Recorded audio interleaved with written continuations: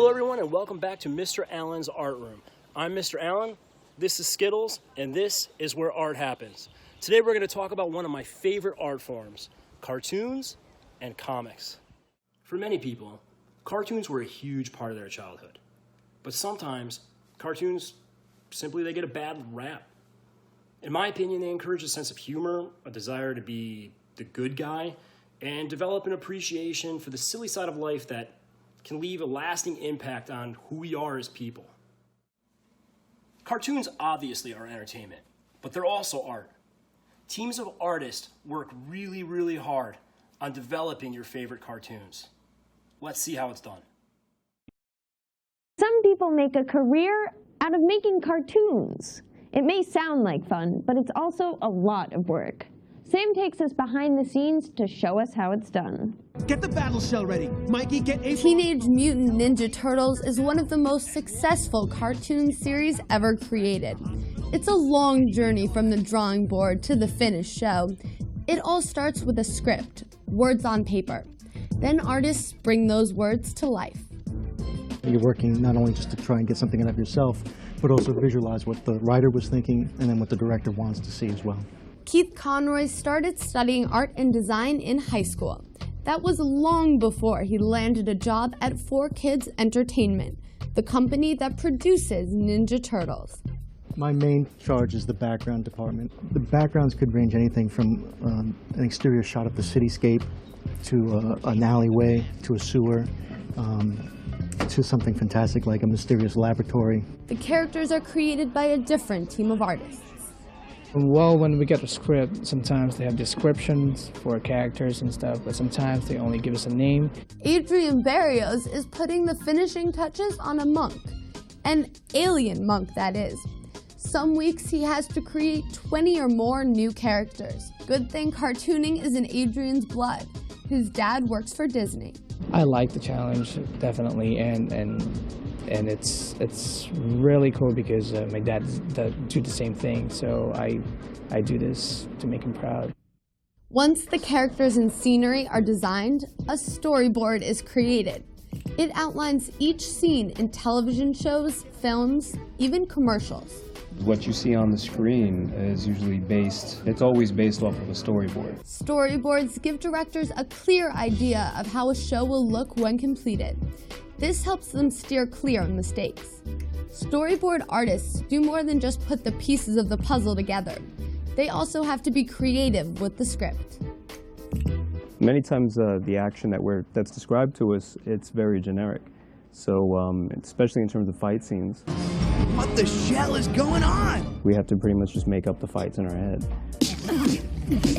So that's always that's the biggest challenge. The storyboards are scanned into the computer and timed. This is how directors make sure they have enough scenes for one show. The next step is turning the storyboards into moving animation. That's done in Korea because it's less expensive. Mikey, don't worry. I'll get us out of here. The scenes return several months later, animated and in order, but not perfect. So director and editor go to work. We might change things, we want to shorten scenes, sometimes we speed things up. There's a lot of things that we can do. Sometimes we add post effects. We have a graphics department here that, if we want big explosions, something more than what we had, or lasers, we want to add more lasers. The entire process takes about 40 weeks. Of course, the crew works on more than one show at a time. Otherwise, we'd be watching about one episode per year. That was pretty cool, right? But in the video, they mention how the actual production takes place overseas. Let me explain that just a little bit further. Before advances in technology, artists, they would make hundreds and sometimes thousands of paintings to make one single cartoon. These hand-painted scenes are called animation cells. Animation cells are hand-painted. They're painted on clear plastic sheets, and then those plastic sheets are placed on top of a painted background. Each time the character moves, even slightly, a new painting needs to be done to show that movement. So whether it's their mouth moving, fingers moving, any movement whatsoever, a new painting has to be done. But by having the background on a separate sheet, This can be reused many times over since the background really doesn't change that much.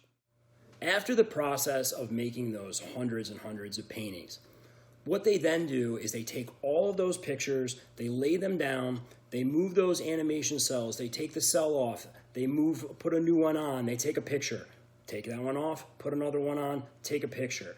Then what they do is they organize all of those photographs, kind of like film on a camera, all together, and then that shows movement. So this frame, this frame, this frame, this frame makes the movement of the cartoon.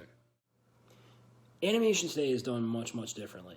With technology, it makes things a lot easier, and there's no longer a need to do those hundreds or thousands of paintings. But those paintings are still out there. So all those cartoons from the 80s, 90s, and early 2000s, there's animation cells for each one of those cartoons, and I collect those. This animation cell is from a TV show that was on Nickelodeon called The Rugrats. As you can see, this particular cell has multiple layers. I just removed the layer with the parents, there's a layer with the kids, and there's also a layer that has the background. These animation cells were actually used in the production of the cartoons. This one is from Teenage Mutant Ninja Turtles, and this one is from a Paula Abdul music video from the early 90s. Animation cells are not only art, but they're also a small piece of television history. I've been collecting them for about 10 years now, and I have cells from hit shows like DuckTales, The Simpsons, and yes, even SpongeBob SquarePants. Where were you the day you found out Squidward was an octopus and not a squid? If you were like us, probably laying on the couch scrolling through random memes until it came up and changed your view of SpongeBob forever. Yep, turns out Squidward is not a squid, but an octopus. We guess Octoword didn't have the best flow to it. We normally wouldn't think too much into it, but the naming scheme is pretty simple on the show. SpongeBob is a sponge. Patrick Star is a starfish. Sandy the Squirrel is a squirrel. Plankton is plankton. You get the point. So then why did they name Squidward after a squid? Just to mess with our heads? Wait a minute, this isn't some kind of prank, is it? According to our wiki research, the octopus and squid are technically a part of the cephalopoda class, but they're clearly different species. It'd be like naming Sandy the Squirrel Sandy the Chipmunk, but keeping her as a squirrel. While the show may have lied with the name, the clues were pretty much there, especially during any puppet scenes when it was pretty clear Squidward was an octopus. The reason he only has 6 tentacles on the show? They're easier to animate. Just ask the 7-limbed octopus in Finding Dory. 8 is extremely complicated. Now that's more like it. Let's draw an octopus. The octopus is hands down my favorite animal on Earth. But is it even from Earth? In 2018, 33 scientists around the world were actually pursuing the possibility that since octopuses are so unique, that it's quite possible they might not even be from our planet. Isn't that interesting? My favorite thing about octopuses is they make an interesting subject for art projects. They're fun to draw and sculpt, which is why this week we will learn how to draw an octopus. A few things before we get started. Just like last week, when you see Squidward pop up on the screen, that means this is my recommended stopping point for a break. This is where you'd want to stop and catch up, or just use your eraser to clean up some of your stray marks. Also, don't forget to draw light until it's right. So just like last week, we're going to want to start off with making a map or a grid on our paper, then adding in the shapes of the octopus. Now the first shape I'm going to draw is going to be an oval. Notice how our grid has 4 quadrants. I'm going to put this oval in the upper right-hand quadrant of our paper. Now once you get the shape of the oval or the body the way that you want it, the next thing that we're going to do is we're going to start putting in the eyes on the lower part of the head. Now the interesting thing about an octopus is that their eyes in the front of their head are kind of in the shape of a cylinder. So we're going to connect those 2 ovals. We're also going to put in a siphon here on the bottom lower part of the head. The siphon is really important for an octopus because that's actually how they suck in water and then they use that water to propel it out so that way it moves really quickly through the water. I would pause the video here. This is a good stopping point because everything else to come really relies on what you just drew. Now that you're all caught up, Let's draw some tentacles. Because the octopus has no bones, the tentacles can go just about in any direction that you want. I would put the tentacles curling every which way. This makes it fun to design. I'm going to go ahead and lightly draw in some lines. Now these lines are kind of going to be what I want or where I want the tentacles to be placed. These are just lines. There's going to be no details or anything like that. That comes later. We don't want to forget elements of design here. So what I want to do is curve some of these lines towards the bottom of the page, towards the top of the page, basically filling in the space so that way it makes a more interesting drawing. In other words, in terms of spacing, we want balance. There's a few things that you want to keep in mind here. You don't have to draw all 8 tentacles in this step. I'm probably only going to draw about 5 here. I would just try to focus on putting these tentacles kind of underneath that cylinder there on the bottom part of that oval. This is the front of the head and usually where most of the tentacles start from. An octopus's head is also not a perfect oval, so I did change that shape just a little bit. You'll have time later to add a few more tentacles or change some things up, so like I said, I would only worry about between 4 or 5 right now. This is a good stopping point. I would use your eraser to clean up some lines or make some adjustments if needed. Let's work on those tentacles. So now what we're going to do is we're going to go back and we're going to start making those lines that we drew before a little bit thicker or wider. Now the key here is you really want to start with probably the ends of the tentacle, because that's the smallest part, and work your way back towards the head. When thickening up the tentacles, this can be a little difficult. As you get closer to the head, the tentacles need to be a little bit wider. They get bigger as they get closer to the body. Be sure to keep in mind, some of the tentacles are closer to us than others, which means that you have to overlap them. So ones that are further from us should be behind the ones that are closest to us. This is something that you really want to pay attention to, because if you don't, the tentacles are going to look kind of awkward.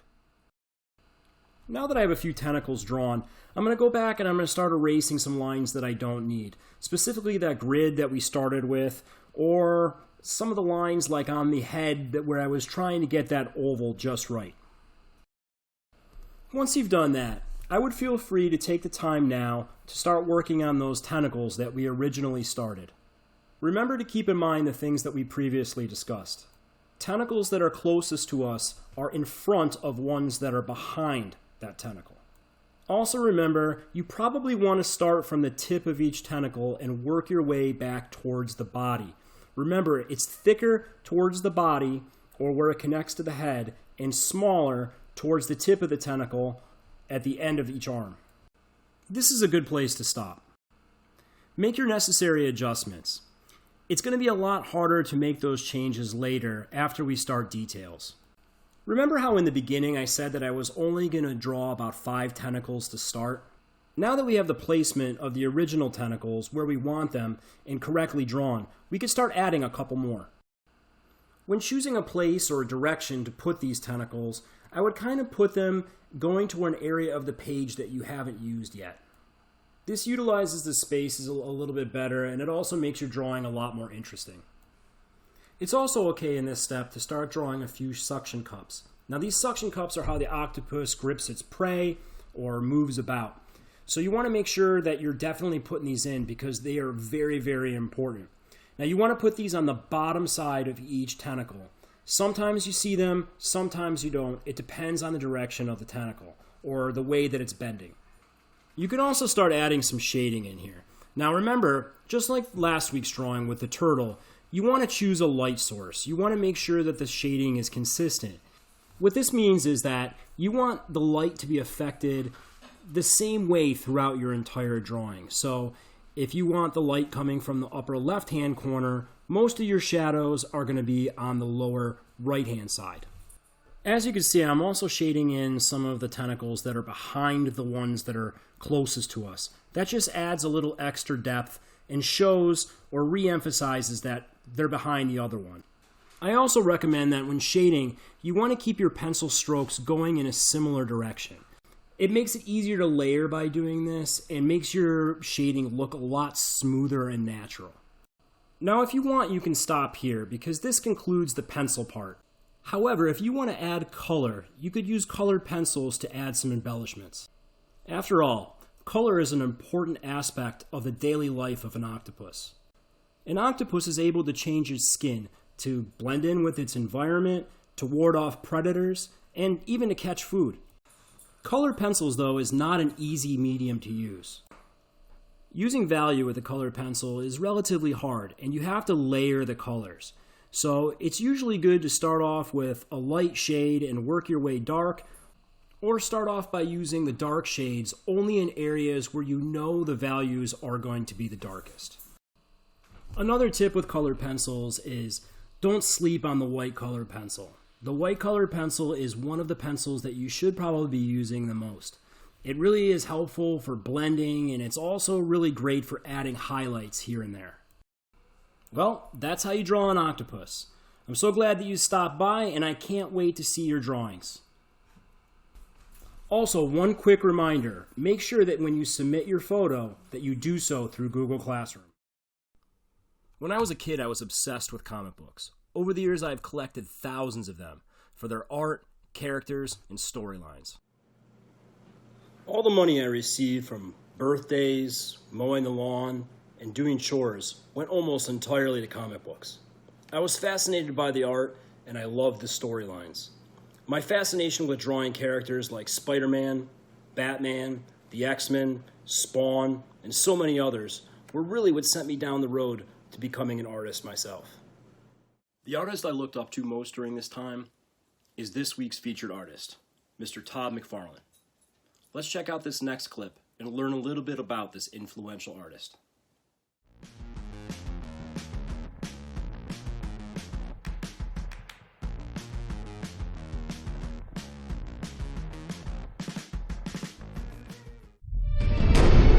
If you think back to the 90s, the horror elements of Spawn really made it stand out. All the spikes and the chains and the fire. It was something that was completely unique. We're basically the stars of the industry at that point. They're opening up a whole new sort of lane of business. This guy did a little bit of Spider-Man, created Spawn. He's got a toy company that makes toys.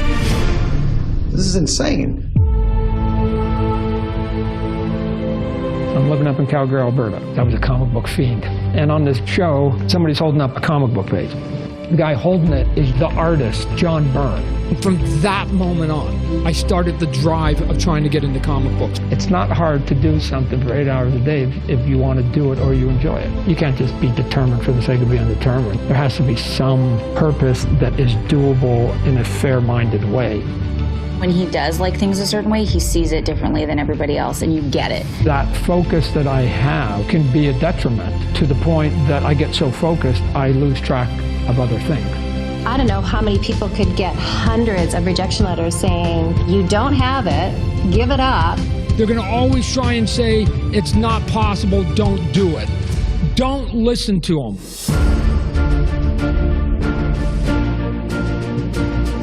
Started Image Comics and was doing Spawn. It was a pretty small operation. It was just him and I don't think he had a master plan of creating his own comic book company. The original concept of Spawn was this guy who is in love with this woman and it's taken away from him. He just wants to go back and say goodbye one last time. He makes literally the deal with the devil. I still have some of those comic books back in my dad's attic. Not too often you see, African-American superheroes, so I was always really, drawn to that. Todd did for toys what he did for comics. He came in and he brought extra detail, more devotion to how the toys actually look. There were people who like stick to comics, but he went for it. I think Todd's force of will was able to make these things happen. He just kept going and going. It's amazing to see the fan interaction between Todd and his fans. That is the coolest thing to see. Without the fans, then we don't have a career. The fan is never a nuisance. He takes this drive to push boundaries, do things in a little different way, but always be there for the fans, and I think that's kind of the key to his success. change in the world will always come from the outside. It will never come from the inside, because the people that are on the inside will always be beholden to the system. Take that inspiration and do it. Todd McFarlane's a pretty amazing guy, am I right? But he's also an amazing guy with a special message just for you. Check it out. Todd McFarlane here. I just want to say hi to Holly Grove Middle School. Everybody give yourself a round of applause. Woo! And we're even going to say hi to your nice little teacher, Mr. Allyn, because he was the one that asked me to do this for you. So here's what we're going to talk about real quickly. I get to do some pretty cool stuff. You may have even heard some of it. I created this character. His name is Spawn. He does some cool stuff, although there's no logo on that one. Here's some more drawings. Spawn. We do Spawn cool stuff. Got some toys. I make toys. If you can see up here on my shelf, we did all these toys. When I was a little bit younger, I used to do comic books. We did the Hulk and Batman, but we did lots of Spider-Man stuff. Oh, and I created this character called Venom. Movie's coming out in October. But here's what I want to talk to you about today.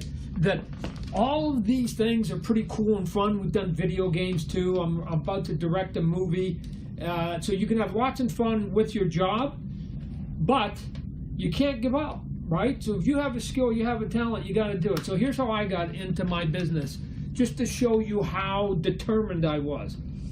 Over the course of almost 3 years when I was going to college, I would do these drawings and I would send them off, and I'd send them off to all the comic companies in New York. There was Marvel Comics, you guys have heard of them. There was DC comic books, that's Batman and Superman and Wonder Woman. And then all the other little tiny ones, and I sent it to every editor. And guess how many times they said, Todd, no, stop sending us drawings.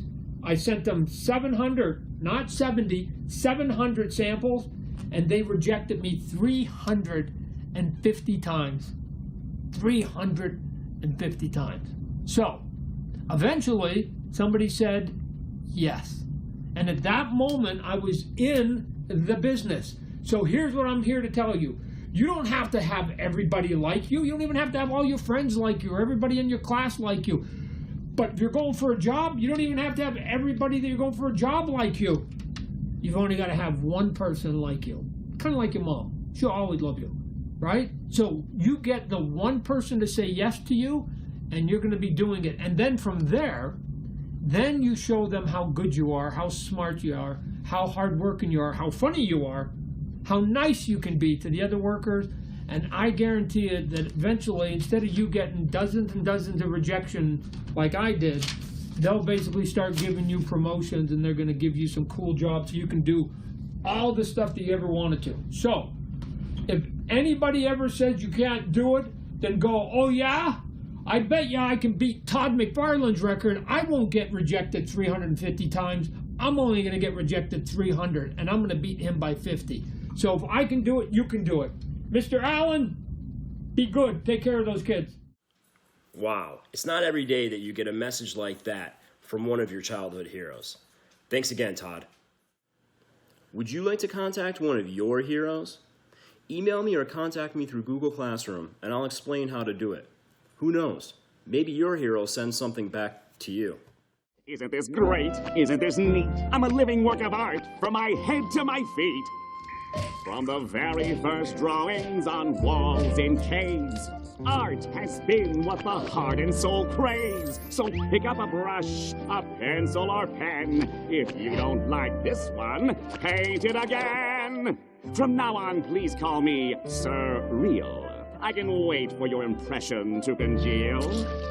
Take it from an undersea Renaissance man. I'd even look great on the side of your van. Any way you carve it, I am art, and art is me. Ask your mama or your dada to tell you about the schism between minimalism and cubism. My personality may be of the cynical type, but I finally found something that lives up to the hype. I can say honestly and with great certainty that Atlantis is where I want to spend eternity.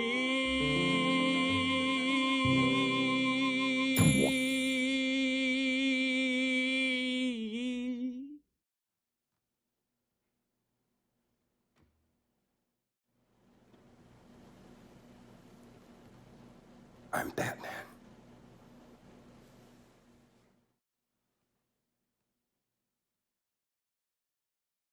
Let's make some art. Typically, if you were going to be making an origami sculpture, you would probably want to be using origami paper. Now, because of the circumstances that we're living in, we don't have origami paper laying around our house. Well, at least most of us don't.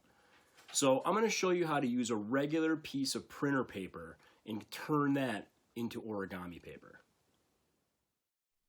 For this, you can use really any type of paper, but I do recommend printer type paper only because there's no holes for like a 3-ring binder or anything like that. Those holes can complicate or ruin our paper crane, so I would avoid that type of paper if possible. I would also try to avoid cardstock paper. Alright, let's get started. I'm going to grab the upper right hand corner of my paper and bend it down towards the left hand side of my paper and line up these edges. Then I'm going to make a crease. Now while you're folding it, notice how you're kind of making a triangle on your paper, and there's this extra rectangle over here. Well, that rectangle we don't need, so we're going to cut that off. So cut that through, like so, and you don't need that piece, and you're left with a triangle. Now open the triangle up, and you have a perfect square. Now before we get started, there's 2 things I really want you to keep in mind. The first thing is you want to make sure that all of your folds are precise. So line up your paper, make sure those lines are straight, and then make the creases. And the second thing is, while you're following along, I would stop the video after every fold he makes. Watch, pause, fold. Let's get started. And we're going to start by folding in half diagonally. So take this bottom right corner and fold it up to the top left corner. Align the corners and the edges. Then make your crease, and then unfold. Now we're going to rotate the paper so that the crease we just made now runs from the top left corner down to the bottom right corner. And now we're going to fold in half diagonally in the opposite direction. So again, we're going to take this bottom right corner and fold it up to the top left corner. Align the corners and the edges, then make your crease, and then unfold. Now we're going to turn the paper over. And once it's turned over, then we're going to fold in half horizontally. So take this bottom edge and fold it up to the top edge.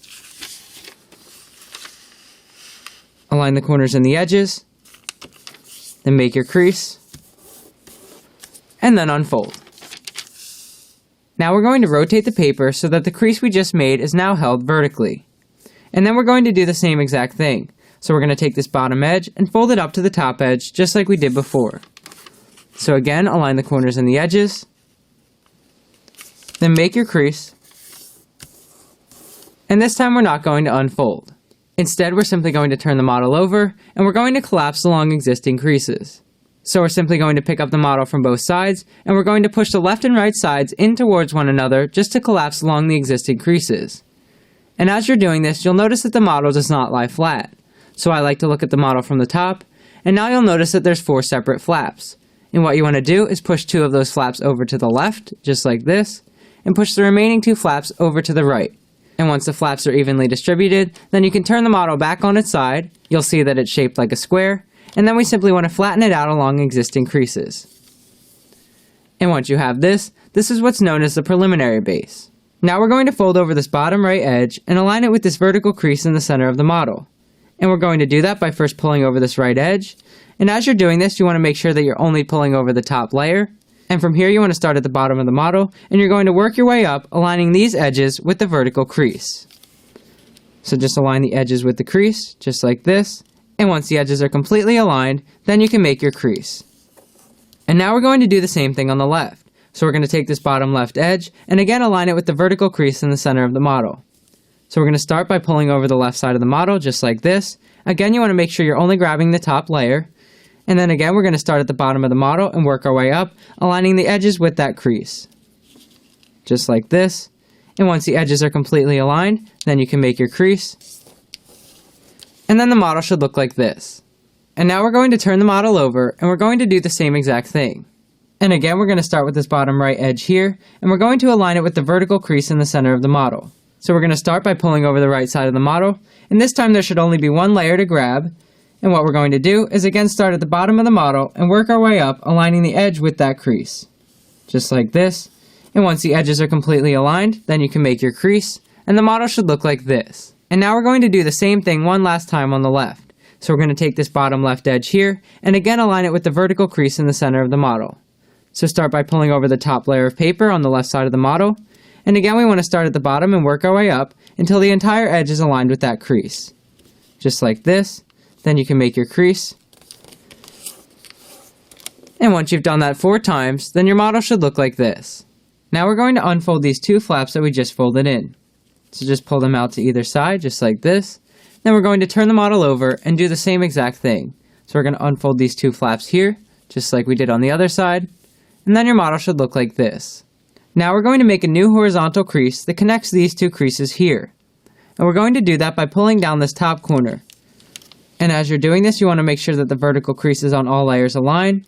And once this top edge reaches the 2 creases that I mentioned before, then you can make your crease. Try to make a sharp crease because you're folding through a lot of layers. And then the model should look like this. And once you have this, then you can unfold. Now we're going to do what's called a petal fold. So in order to do that, we're first going to hold down this top triangle of paper here. So we're simply going to hold the model down flat, just like this. And then we want to take this very top layer of paper and pull it back along this horizontal crease that we just made. So we're going to do that by lifting up this top layer. Again, make sure you only have a single layer of paper. And then what we're going to do is simply pull it back along that horizontal crease that I mentioned before. So we're just going to pull it back like this, just about as far as it'll go. And then you'll start to see that the model will not lie flat. So in order to make the model lie flat, we're simply going to collapse along existing creases. So we're going to start with the right side of the model here, and what we want to do is take this right edge, and we're going to push it in towards the center of the model so that it aligns with this vertical crease here. And we're going to do that by first pushing over the right side of the model, and as you're doing this, you'll start to see that the paper wants to collapse along existing creases. So we're going to start at the bottom of the model and work our way up, flattening out the paper along those existing creases. So just work your way up to the top of the model, just like this, until the right side of the model lies flat. And then we're going to do the same thing on the left. So we're going to take this left edge here, and we're going to push it in towards the center of the model so it aligns with the center vertical crease. So once again, push this left edge over to the right, just like we did on the other side. And again, you'll see that the paper wants to collapse along existing creases. And we're going to start at the bottom and work our way up, collapsing along existing creases until the entire left side of the model lies flat. Just like this. And once you've done that on both sides, this is a completed petal fold. And once you have this, then we're going to turn the model over and do the same exact thing. And we're going to start by reinforcing this horizontal crease here. So we're going to do that by folding down this triangle as far as it'll go. So we're simply going to pull it down like this. Then we're going to reinforce that crease all the way across. And then you can unfold. So once again, we're going to start by lifting up this very top layer of paper, and we're going to pull it back along that horizontal crease.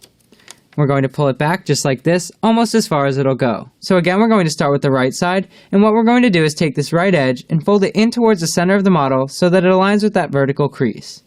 We're going to push it in like this, and again, you'll see that the model wants to collapse along existing creases, so you can start at the bottom of the model and work your way up until the entire right side of the model lies flat.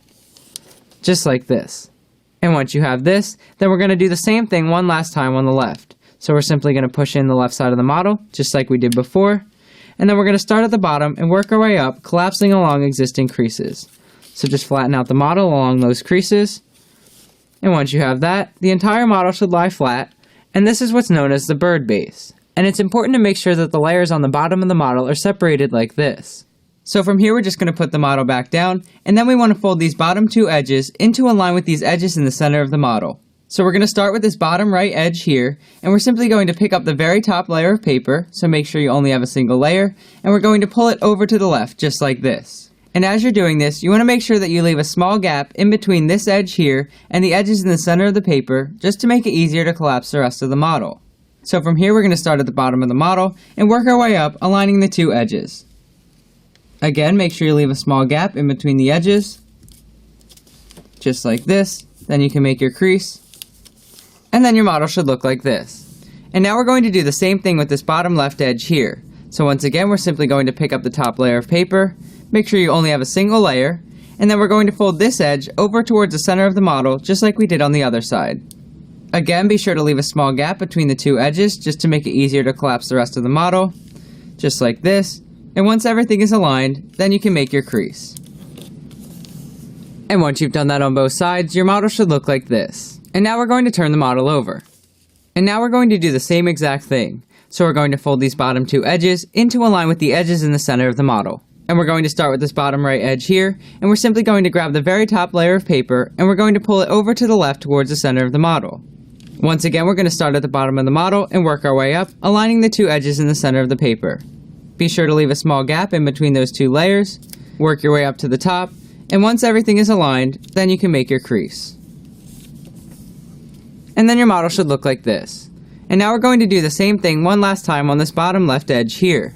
So once again, we're going to pick up the very top layer of paper, and we're going to pull it over to the right towards the center of the model. Then we're going to start at the bottom and work our way up, aligning the two edges in the center of the paper. Once again, be sure to leave a small gap in between those two layers, then work your way up to the top, and once everything is aligned, then you can make your crease. And once you've done that 4 times, your model should look like this. And then we're going to start by folding over this top layer on the right side of the model. So we're just going to pick up a single layer on the right side, just like this, and then we're going to fold it over to the left along that vertical crease. So just fold it over to the left like that, and now you should have 3 layers of paper on the left and 1 layer of paper on the right. Then you simply want to flatten out the rest of the model along existing creases, and then your model should look like this. And now we're going to turn the model over. And then we're going to do the same exact thing. So in order to evenly distribute the layers, we're going to take the very top layer on the right side of the model, so make sure you only have a single layer, and we're going to fold it over to the left just like we did on the other side. Once again, you can flatten out along existing creases, just like this, and then your model should look like this. And now we're going to fold up this large flap as far as it'll go. So we're going to start by picking up the very top layer of paper, and we're just going to fold it up like this until it reaches a point where it doesn't want to go any further. Then what you want to do is just flatten out the flap just like this. So lay it down flat, and then you can make a crease along this bottom edge just to keep the layers in place. And then your model should look like this. And now we're going to turn the model over. And now we're going to do the same thing. So we're just going to pick up this large layer of paper, and we're going to pull it up as far as it'll go. And as you're doing this, the paper will reach a point where it doesn't want to go any further. So just flatten out that large flap just like this, and then you can make a crease along the bottom of the model just to flatten everything out. And once you've done that on both sides, your model should look like this. And what we want to do is redistribute the layers just like we did before. So we're just going to put the model back down, and then we're going to take the top layer of paper on the right, so just pull it up and make sure you only have a single layer, and we're going to fold it over to the left along the existing vertical crease, just like this.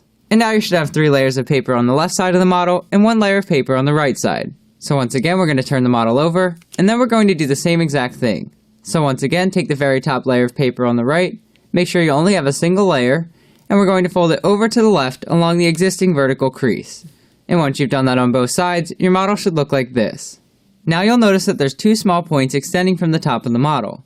Those will be the head and tail of your crane. So we're going to start with this point on the right, and we're going to grab it from the top and pull it over to the right just like this. You can push the flap up or down as far as you'd like, but just keep in mind that this will be the head of your crane. So I usually like to position the flap about this far up, and then what you want to do once you've found a position that you like is you're going to squeeze the layers together at the bottom of the model just to flatten everything out. So just bring the layers together just like this, and then your model should look like this. And now we're going to do the same thing on the left. So we're going to grab this small point that extends from the top of the model, and we're going to pull it away from the model over to the left just like we did on the other side.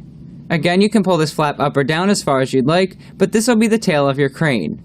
So once you've found a position that you'd like, you can bring the layers together, and then you want to flatten out the bottom of the model just like this. And once you've done that on both sides, your model should look something like this. And now we're going to make the head of the crane. So we're going to be using this flap on the right here, and we're going to make a small reverse fold to make the head.